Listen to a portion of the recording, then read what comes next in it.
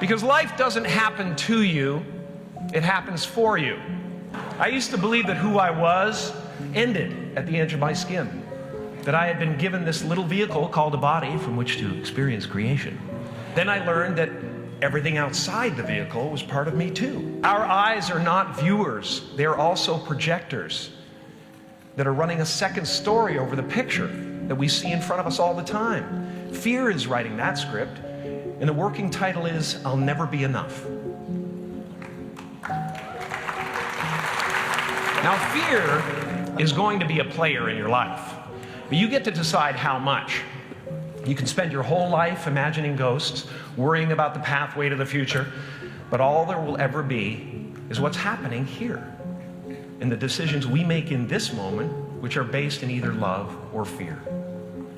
So many of us choose our path out of fear disguised as practicality. What we really want seems impossibly out of reach and ridiculous to expect, so we never dare to ask the universe for it. I'm saying I'm the proof that you can ask the universe for it. My father could have been a great comedian, but he didn't believe that that was possible for him. And so he made a conservative choice. Instead, he got a safe job as an accountant. And when I was 12 years old, he was let go from that safe job. And our family had to do whatever we could to survive. I learned many great lessons from my father, not the least of which was that you can fail at what you don't want. So you might as well take a chance on doing what you love. My father used to brag that I wasn't a ham, I was the whole pig. And he treated my talent as if it was his second chance. When I was about 28, after a decade as a professional comedian, I realized one night in LA that the purpose of my life had always been to free people from concern. How will you serve the world?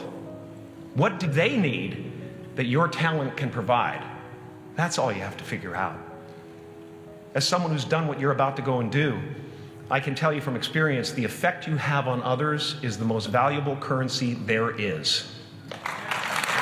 Because everything you gain in life will rot and fall apart, and all that will be left of you is what was in your heart.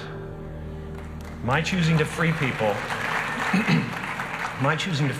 from concern got me to the top of a mountain. Look where I am. Look what I get to do. I am at the top of the mountain, and I was, and the only one I hadn't freed was myself, and that's when my search for identity deepened. I wondered who I'd be without my fame. Your need for acceptance can make you invisible in this world. Don't let anything stand in the way of the light that shines through this form. Risk being seen in all of your glory. I've often said that I wished people could realize all their dreams and wealth and fame, and so that they could see that it's not where you're going to find your sense of completion. Like many of you, I was concerned about going out into the world and doing something bigger than myself, until someone smarter than myself made me realize that there is nothing bigger than myself. And when I say life doesn't happen to you, it happens for you, I really don't know if that's true. I'm just making a conscious choice to perceive challenges as something beneficial so that I can deal with them in the most productive way. So, I just want you to relax. You know, that's my job. Relax and dream up a good life. And don't worry if you miss your cue, because there's always doors opening. They keep opening. On the other side of that door, there's a world starving for new ideas, new leadership. You are ready and able to do beautiful things in this world.